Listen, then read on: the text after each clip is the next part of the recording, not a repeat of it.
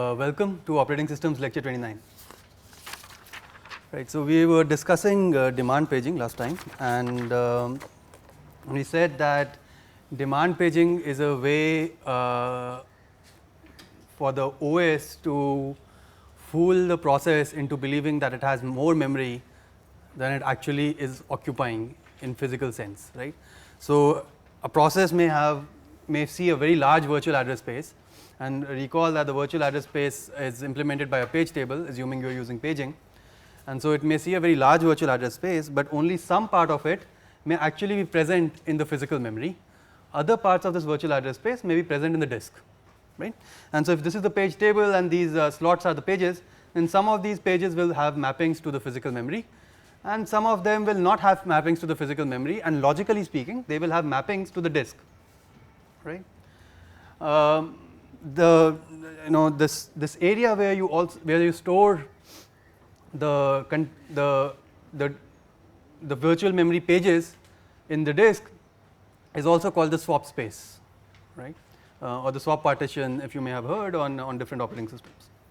All right, but it's not necessary that these pages point to the swap space. Swap space is basically extra space reserved in the disk to allow pages to get saved from physical memory, and so on.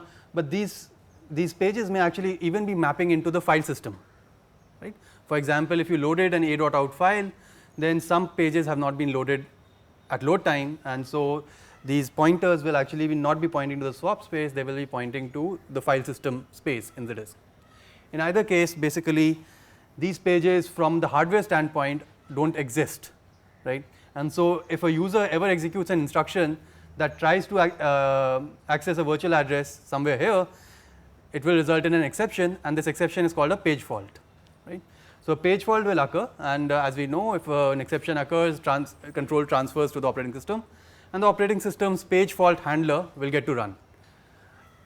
Without demand paging, the page fault handler would have probably just killed the process, but if the operating system is implementing demand paging, then the page fault handler should additionally check if the faulting address, or the address on which the page fault was generated, if that actually points to the disk. So internally the operating system is maintaining some data structure which basically says which pages are mapping to the disk and which pages are not present at all, right. So if this page is actually mapping to the disk, then the operating system will load this page from the disk to the physical memory, and then create a mapping from the page table to the physical memory and restart the instruction, right. Now restarting the instruction needs to be safe, as we had discussed last time, and we typically, so one way to do this is basically to rely on the hardware to provide certain guarantees. So one guarantee that's provided by the hardware is that if an instruction generates an exception, and page fault is one example of an exception, then before the exception handler is called, the machine state will appear as though the instruction didn't execute at all, right. So it's not like the instruction has partially executed. So the page, even though the instruction generated an exception in the middle of its execution, it's a responsibility of the hardware to basically roll back all execution state of that instruction before it invokes the exception handler. So all the instructions previous to that instruction would have executed, and that instruction wouldn't have executed at all, and of course no instruction after that would have executed. So now so that allows the operating system to just restart that instruction. And how does the operating system restart the instruction? Just by putting the return address, or in the PC, in the trap frame, to the instruction that faulted, right. And so when the operating system does an iwrite, it just goes back to the same instruction, and that instruction gets to run again. Because the page table mapping has been created by the operating system, this time this particular instruction will not fault, right, and so it will continue. And so this is demand paging. The idea, so using this demand paging mechanism, an operating system basically in some sense is using the physical memory as a cache for the disk. So you can imagine that this is, one way to think about it is that the entire physical memory pages are actually on the disk, but the physical memory, so the entire virtual memory pages are actually on the disk, but the physical memory is acting as a cache to that space, right. So it's just that some pages have been loaded into physical memory, and so you basically, so most of the so whichever pages have been loaded to the physical memory execute at full speed. Any pages that have not been loaded into the physical memory or the cache have to take a page fault, and you basically access the disk in that case. Let's understand some hardware characteristics of physical memory and disk to understand what are the trade-offs involved in this caching setup.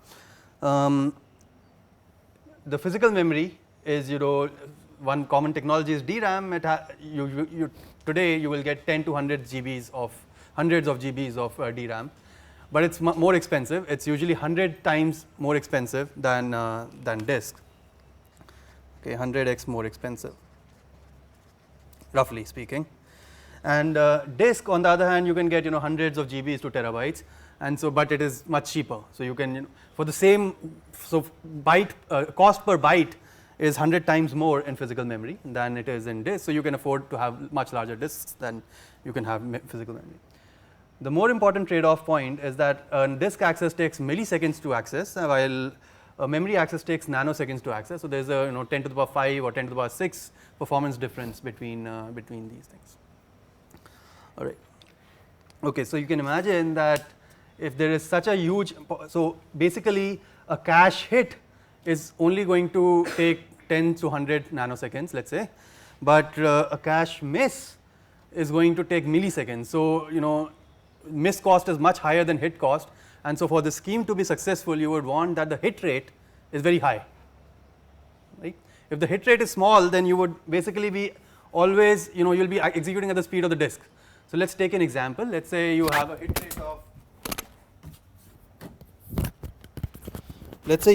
rate of 90%. All right. So 90% hit rate. Okay. So let's say I had a 90% hit rate and a 10% miss rate, right? So what is my average memory access time? Well, average memory access time would be 90% into, let's say, 100 nanoseconds plus 10% into, let's say, 10 milliseconds, right?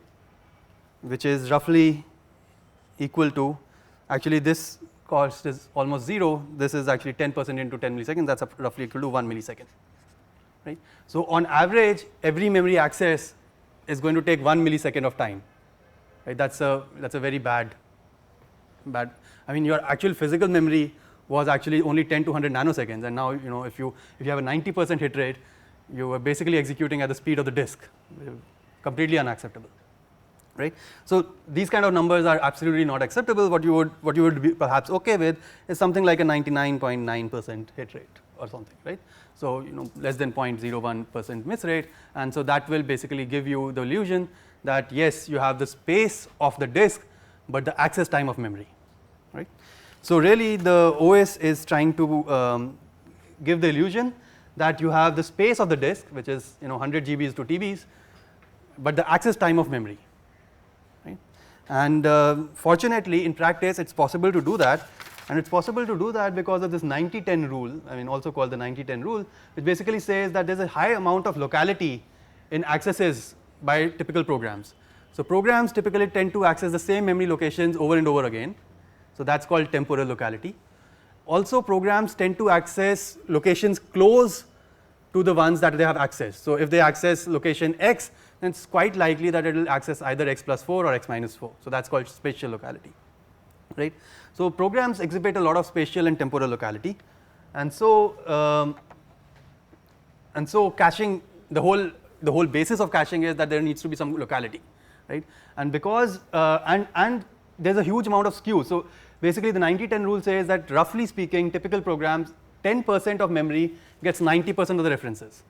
So if this 10% of memory is brought into the physical memory, then you already have a very high hit rate. Right. So 10% of memory gets 90% of the references. So if I were to just plot a graph which says let's say this is the memory address 0 to, let's say, whatever is the maximum virtual address you have, then and you were to plot what memory addresses are accessed how many times. So on the y axis you're basically saying how many times was this memory address accessed throughout the life of the program, then you have some small thing here which is saying that these memory accesses are accessed sometime, once or twice or thrice or 10 times or whatever, but there's some memory accesses which have a huge number of accesses, right? What are these memory addresses likely to be? Let's say the code pointer, right? So if you are executing a program in a loop, the same EIP or the same program counter is going to get accessed over and over again, right? Or the stack pointer. It's likely that the stack pointer is moving in the same range, so you're basically accessing the same page over and over again, right? Or even data. So even the data structures or the heap, it's quite likely that the root of, let's say you are maintaining a tree in your in your program, let's say a binary search tree or something, then the root of the tree is likely to be very hot. You're going to access that root each time you do anything on the tree or something, right? So in general, there's a high amount of locality.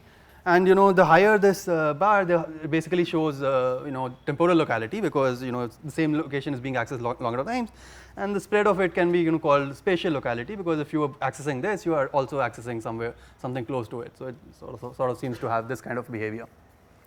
So an operating system would be doing its job correctly with respect to demand paging if these pages, which are very hot, are mapped into physical memory, and these pages, which are cold, are mapped into disk, right? So you can also call these addresses cold addresses and these addresses hot addresses, right? And so the hot addresses should be mapped into physical memory and the cold addresses should be mapped into disk. And if you can do that, then you basically have a system where you have the speed of physical memory and the size of the disk, right? Okay. All right. Okay. So we are saying that the physical memory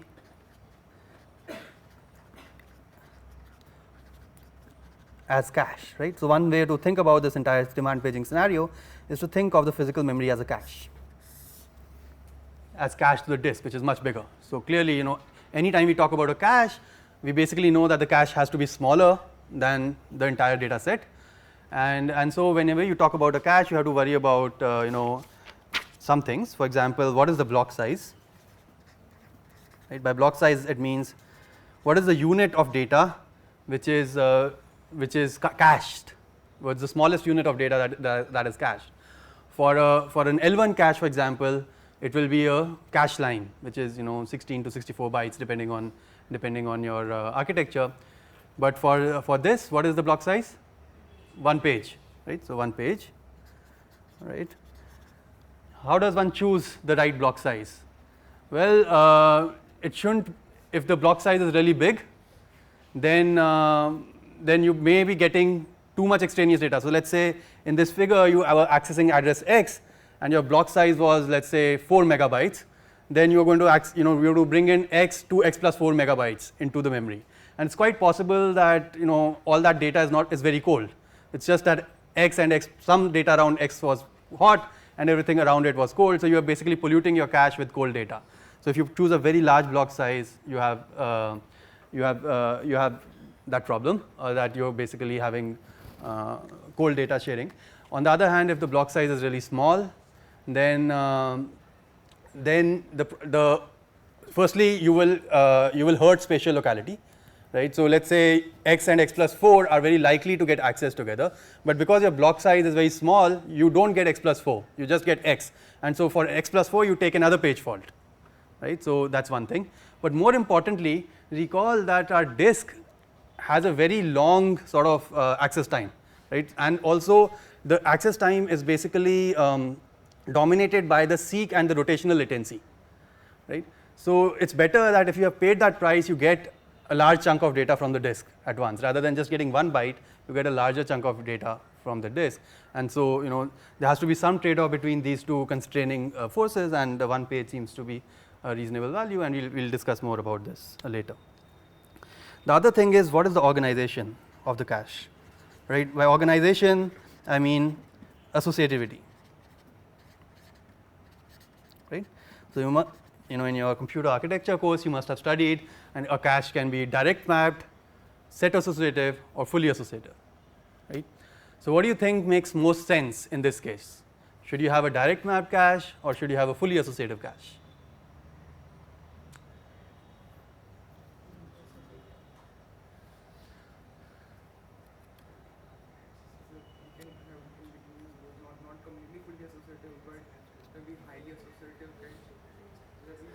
So, okay, so let's see, what's the trade-off? Let's say direct mapped versus on one side and fully associative on the other side.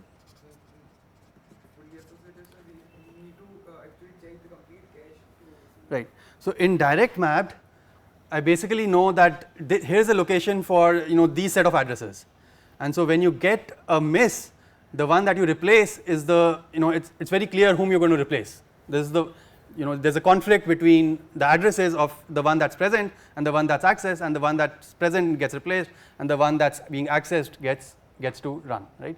So in other words, replacement is very fast, all right, but the price you pay is that you may get extra misses, conflict misses, even though you could have adjusted both pages in your memory. Because you are doing direct mapped, you are getting more conflict misses, right. On the other hand, fully associative has full freedom in choosing the page that needs to get evicted, right. So in this scenario where the miss cost is really high and maximizing your hit rate is the prime importance, and the cost of actually finding the page to replace is not going to be very high compared to the miss cost, right. How many instructions will need to be executed to find the page, to find the best candidate for replacement? It's only some memory accesses after all, right. And whatever those memory accesses are, you can actually execute a million memory accesses before you actually even reach close to the miss cost, right. So because the cost to actually find the replacement element even in a fully associative cache is not very high compared to the miss cost, and because hit rate is of prime importance, it's important a fully associative cache makes sense, right, as opposed to a set associative or a direct map cache. All right. Okay. All right. So let's say how does one so what's the hit path? Well, we want that the hit path should be really fast, which means how does the system check whether the access is a hit? Well, a hit actually has no software involvement, it goes purely in hardware. So an instruction executes, it has a memory address, the first thing you do is you check the memory address, translate the memory address using the TLB, right. If you hit from that, you have just done the translation in 1 nanosecond, so that's the fastest hit you can have, right, that's 1 nanosecond. If you don't hit the TLB, then you do the page table walking. Page table walking will be 10 to 100 nanoseconds, so that's the second level hit in some sense. And if you miss there, then you do the disk access, which is milliseconds, right. So hit path is basically completely implemented in hardware, and miss path will require software involvement because the miss path will require the execution of the exception handler, right. What's the miss path? Well, miss path is page fault,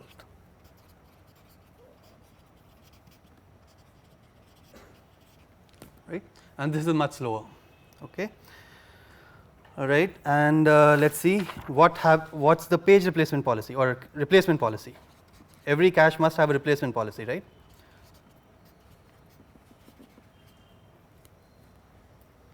Okay. So what's the replacement policy? Basically, you want to bring a page into the cache, and you have to figure out, and your cache is already full, so you have to figure out one page whom you're going to replace. And as I said, it's very important to maximize hit rate. So what should be the replacement policy? It should be some kind of fully associative policy. Requires more discussion, but sort of LRU. Least recently used. You've seen least recently used before in computer architecture or something. All right. So sort of LRU, and we're going to discuss this more. All right. Finally, what happens on a write?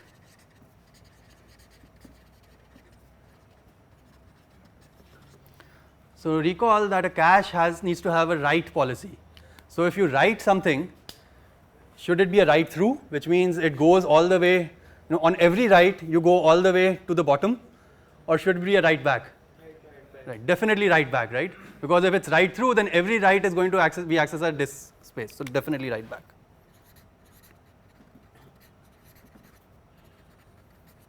Okay. Now, all right. So let's see. how does the operating system implement this? So block size 1 page, this is handled by the page table. Associativity is fully associative. This is this is the page, this is handled in the software by the page table handler. So this is wrong and this is right. Hit path is hardware. Now, but in the hit path you also need to so the hardware should also tell whether it was a hit or a miss, right? So the hardware is telling whether it's a hit or a miss using what? Using the using the page fault. And how does it know whether it needs to generate the page fault? By looking at the page table entry and the present bit in the page table entry. So that's the way.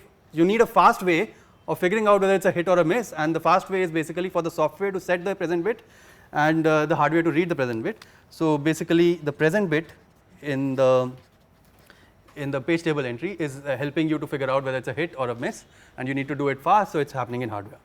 Right, and miss path is the page fault handler. Replacement policy is implemented in this, but what happens on a write? Definitely write back. How does how does the hardware indicate that this page is actually needs to be written back?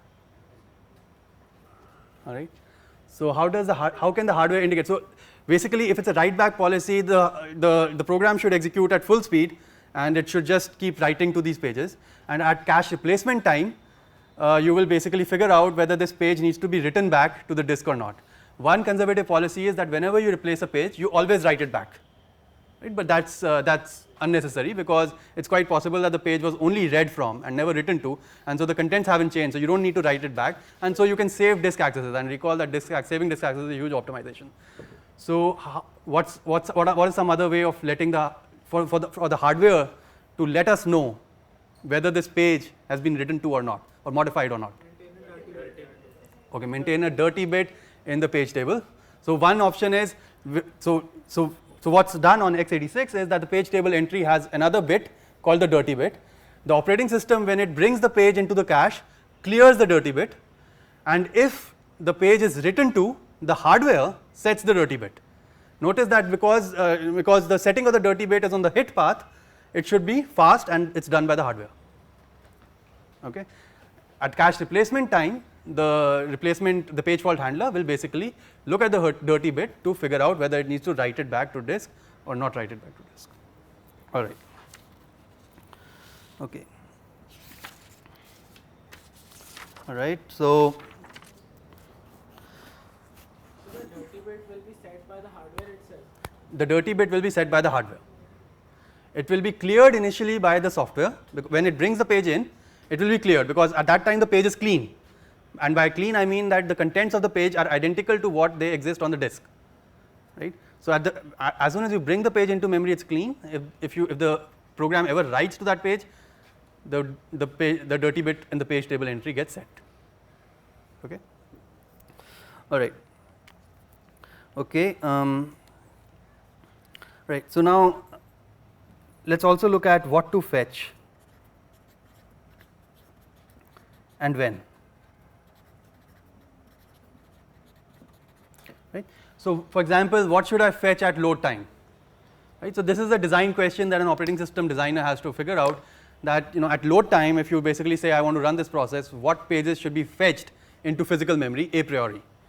One option could have been that I just ask the user. So provide an interface between the user and the operating system. For example, have an extra argument into your exec system call saying this is the list of pages that you should load a priori.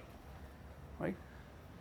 This is possible, has been tried, but the problem with this is, number one, you don't want to trust the user. The user may say load all the pages, and you don't want to really satisfy his request, because that can lead to other processes having poorer performance. Secondly, the user himself actually doesn't know and doesn't want to care about this, right? When you write a program, you don't care about what pages are hot and what are not. You basically want to say that here's my program, you run it, and you figure out what's hot and what's not, and just manage things efficiently for me. Right? So asking the user is both sort of not very trustworthy, and it complicates interfaces and puts more responsibility on the shoulders of the programmer than actually really needed. The other thing is, you could you could load some initial pages at load time. You could say that whatever is the first program counter that needs to get executed, I'll load 1 or 2 or 3 pages around that. So some kind of heuristic policy around that.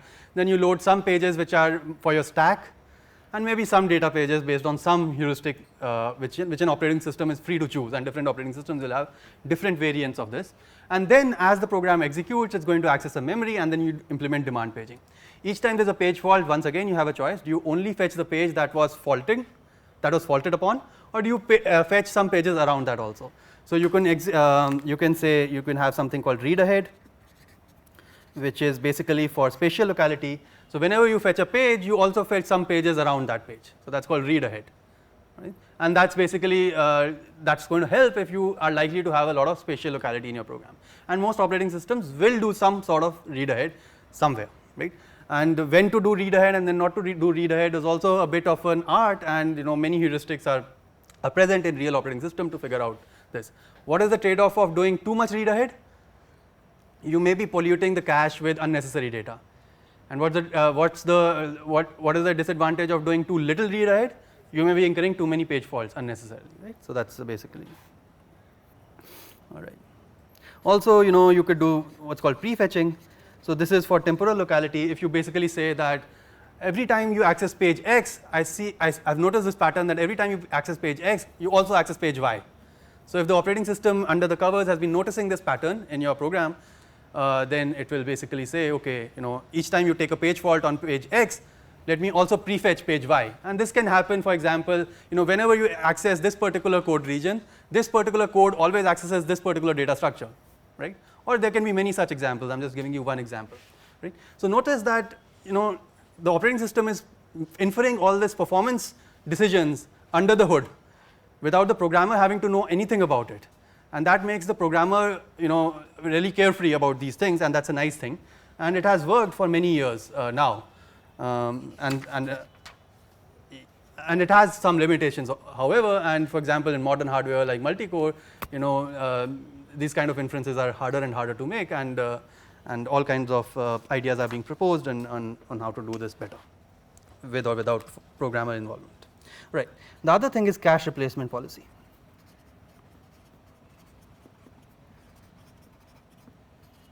Right. So what page to evict?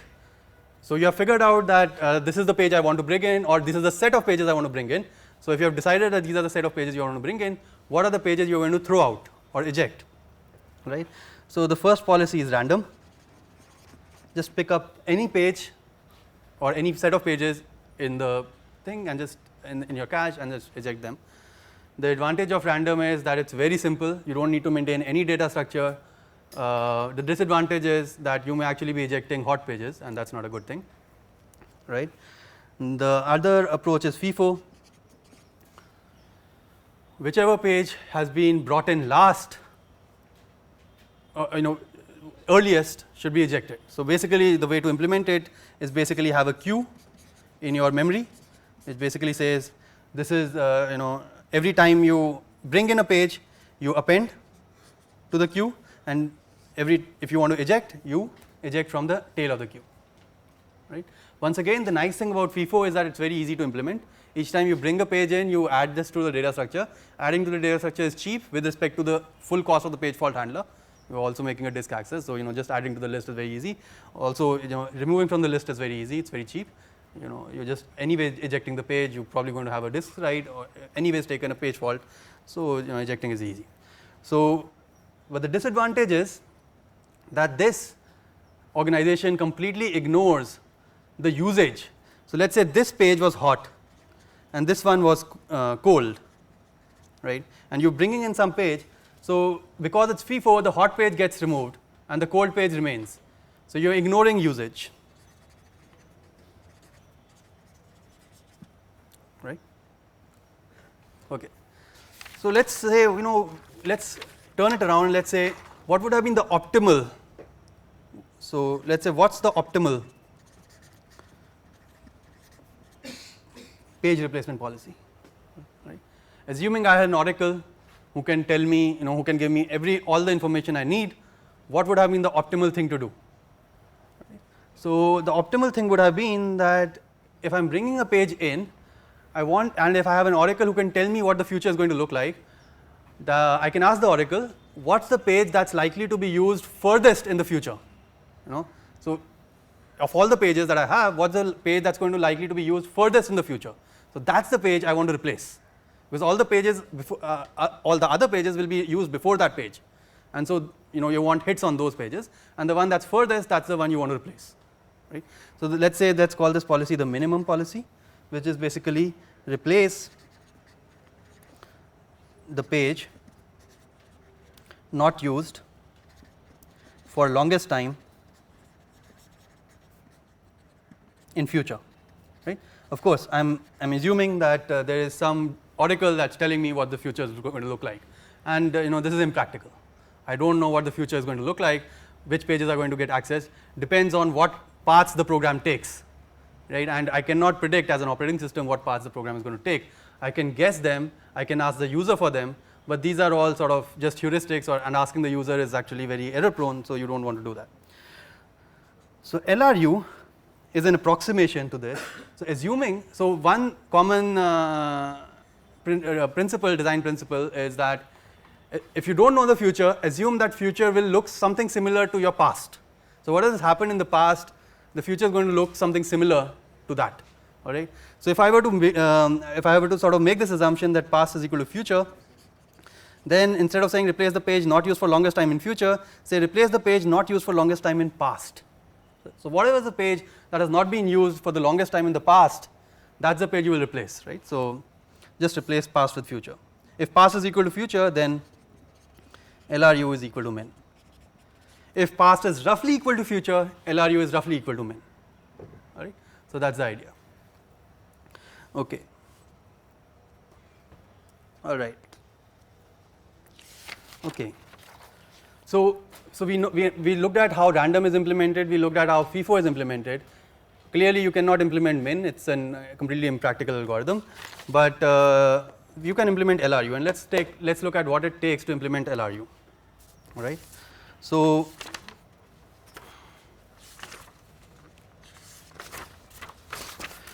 one way of implementing perfect LRU is that, let's say you have a page table or virtual memory space, whatever you want to call it, and these are the pages. Each time you access a page, you also store a timestamp with when it was accessed. Each time you access a page, you record the timestamp at when it was accessed, and then when you want to replace, you go through all your pages and look for the page with the smallest timestamp. Right? Now, who should put the timestamp on the page? Hardware, right? Because it has to be on the hit path. So if I do not on the hit path, there should not be any software involvement. I want the hit path to be as fast as possible. So the timestamp has to be put by hardware, and so that doesn't sound very practical, right? I mean, what kind of timestamp should be put by the hardware, and how big the timestamp should be, and each time if I have to put a timestamp, then there's extra overhead. So recall that each time I put a timestamp, I have to make a memory write in some sense to put the timestamp, and that's not great. Also, at the cache replacement time, I have to go do a global sort on the timestamps and then figure out which is the least. Right? The global sort may not be that much of a problem, given that anyways there is a disk access involved, but on the hit path, having to put this timestamp is not practical. So what's done is actually not perfect LRU, but let's say sort of LRU. So sort of LRU basically says that, let's say instead of putting a full timestamp on your page, on your access, let's approximate the timestamp by some number of bits. All right. So let's say I have a 1-bit timestamp.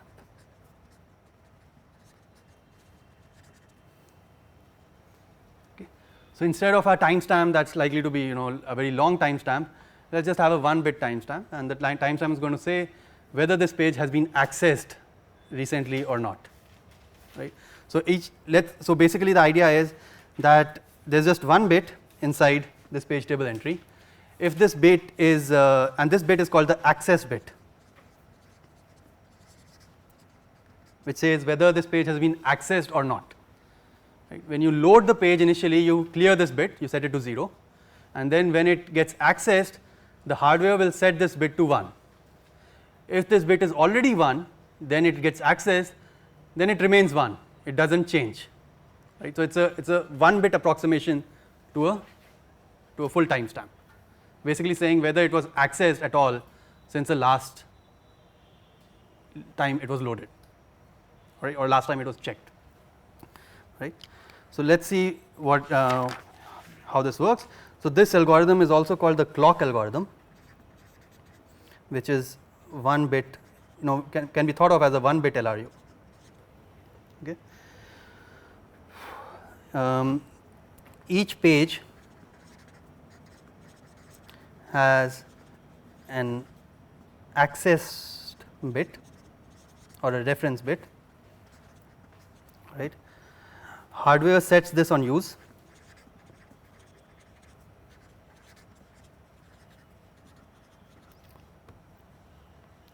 and OS periodically clears it.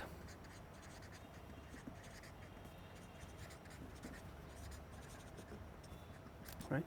So the idea is that the operating system will periodically look through all its pages, and the pages which have the access bit set, it will clear that bit, and then it will again periodically look for it, and then if it finds that the access bit has been set between the last time it looked at it, then it basically means that it was accessed in this region. So it basically means it was accessed recently.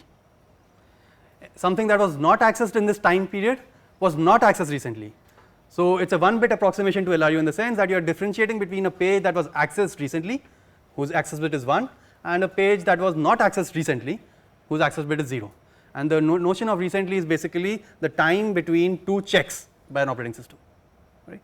So instead of doing a full timestamp and sorting on the timestamp, you just basically divide the pages into two categories, accessed recently and not accessed recently, and you replace the page which is not accessed recently, and you do not replace the page that has been accessed recently, all right. Okay.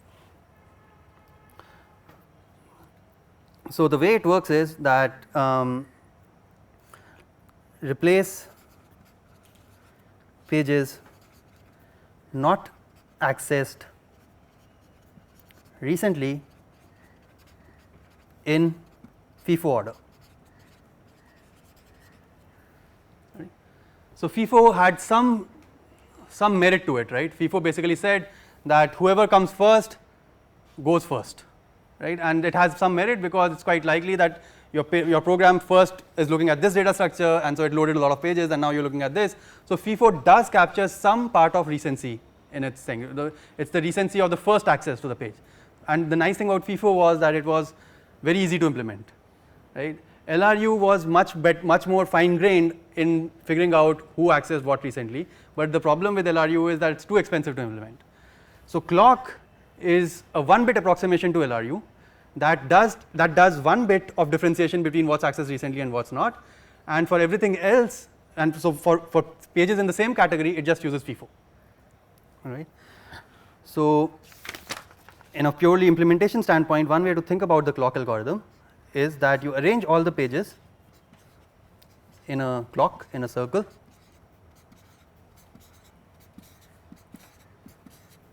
and you have a hand, that's your clock hand, that just moves, let's say clockwise, all right. Let's say you want to replace a page, you just move the hand till you find a page that has access bit equal to 0. So each of these pages has an access bit equal to 1, 0, 1, 1, 0, 1, and so on, let's say. And so the clock hand is going to, so let's say I want to replace a page, I will move the clock hand, any page that I find that it has been, its access bit is 1, I will skip it. I will not just skip it, I will also change it to 0. Basically means that I have seen it in one revolution, I have seen it and I saw it as accessed, and so I clear it to 0 to basically see that by the time I reach it next, has it been converted to 1 or not. The moment I see a page that has not been accessed since the last time I cleared it, which means its access bit is still 0, I'll pick that for replacement. Right. So this algorithm, I mean this algorithm is basically doing what I said before. It's differentiating between pages that have been accessed recently, and now here recently means accessed in the last in the last revolution of this clock hand, in the last one full revolution of this clock hand, right. So it's distinguishing pages between pages that have been accessed recently and pages that have not been accessed recently. For the pages that have not been accessed recently, it's replacing them in a FIFO order, right. So basically, why is it a FIFO order? Anytime you pick a page to replace, so let's say you pick this page to replace, you will add the new page at this location and move the clock hand next, right. So the page has just been, the new page will get added just before the clock hand, right. So the pages, all the not accessed pages are replaced in FIFO order because of that. Okay.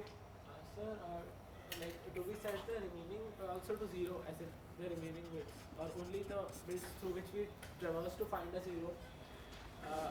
As in we traversed a few bits. So the clock hand just sweeps through all the pages. The algorithm is, if it finds a page that has bit equal to 1, it marks it to 0 and skips it. If it finds a page that has bit equal to 0, it replaces it, right, and it puts the new page at that position, and the clock hand just points to the next page after that. So it's pushed at the tail of the queue in some sense. And the pages which are not swept, they are not set to 0. The pages that are not swept are not set to 0, but they will be set to 0 the next time the clock moves in that direction, right. So even the pages that have been set, that have been accessed, are being examined in FIFO order, right. There's an order in which they are basically being examined. Okay. So you basically have two categories: recently accessed, not recently accessed, and you are processing both of them in FIFO order. And one way to think about it is basically you arrange the pages in a clock and you let the clock hand rotate.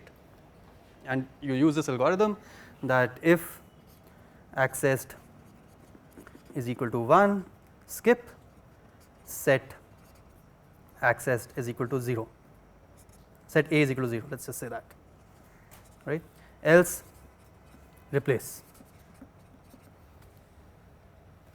Okay. So each time you need to replace a page, you just move the clock hand and you basically figure out which page to replace. All right. And when we replace, we set A equals to 1. When you replace, you would probably, should you set A is equal to 1 or should you set A is equal to 0?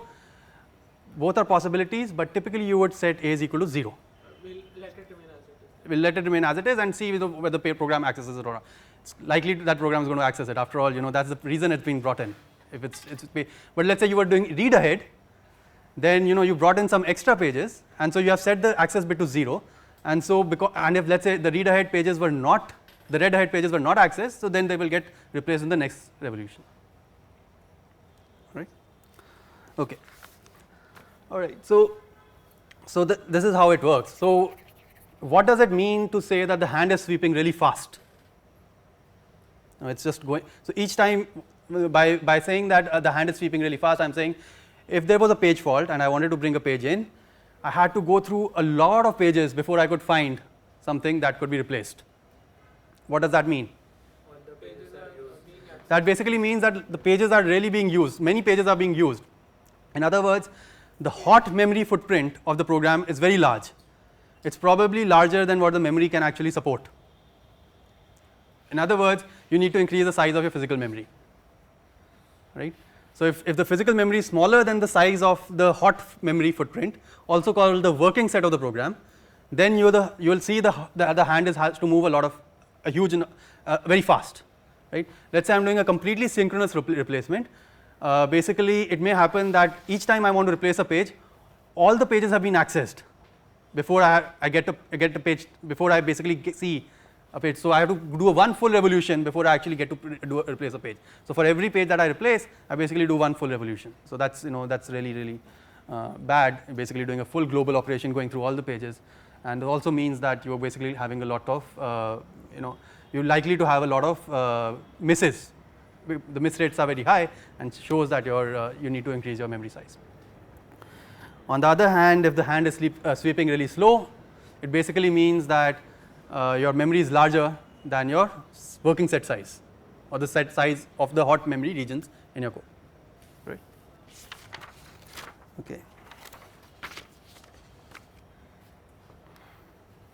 So if we need to make a full revolution, then doesn't it indicate that that miss rate is small, because by the time there was a miss, a lot of other memories had been accessed.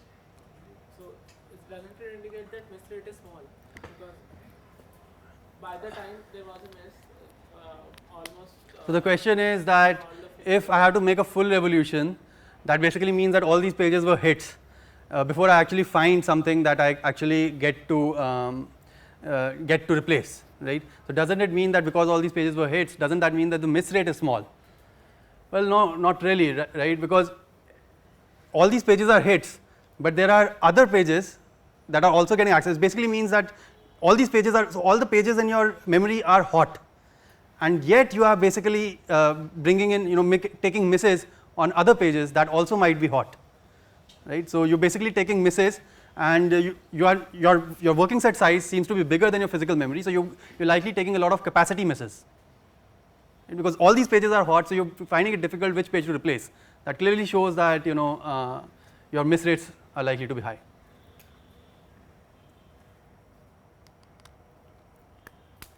Okay. Another sort of modification to this is what's called a two-hand clock.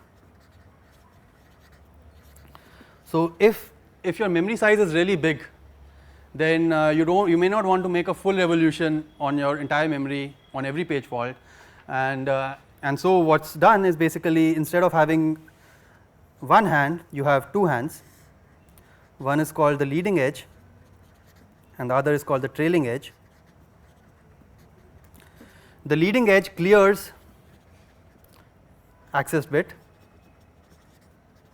and the trailing edge evicts if access bit is equal to 0, right? So what have you done here? You have basically said that the leading edge clears the access bit and the trailing edge evicts if access is equal to 0. So you are saying that the page will get evicted if it gets accessed in this interval. In the one hand clock, I was saying that the page will get evicted if it was accessed in one revolution. Here I am saying the page will get evicted if it gets accessed in this interval, and both of these, so this angle is fixed. Let's say this angle is theta, so the theta is fixed. So whenever the leading edge moves, the trailing edge moves along with it, right? And so a page gets replaced if it was not accessed within this theta interval. So instead of theta being 360, as it was in the case of one hand clock, now theta is something smaller, and you can choose theta depending on what your memory size is and what's the maximum overhead you want to have on your page fault.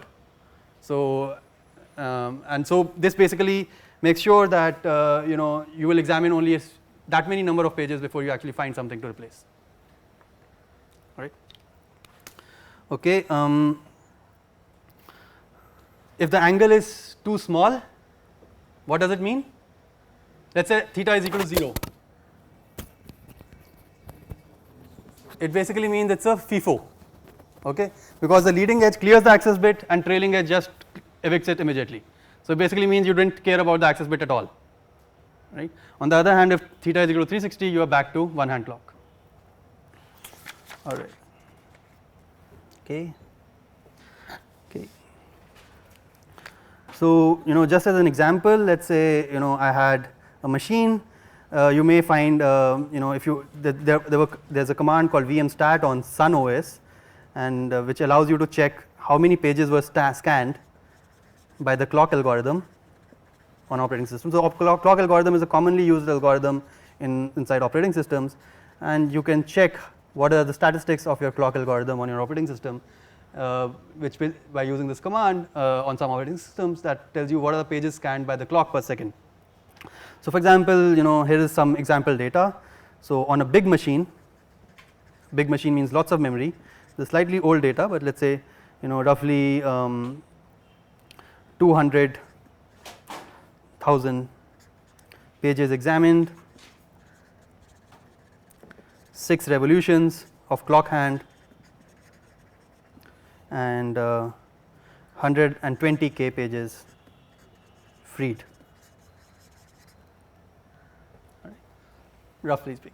So, the 6 revolutions basically shows that the clock hand is moving relatively moderately, so memory pressure is is not that much.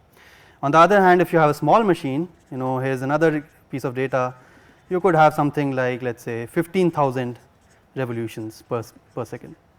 This basically shows that your memory is basically too small, and you basically need to increase your memory to reduce your memory pressure, and so that your clock hand moves slowly. Okay, all right. So let's stop here and continue this discussion next time.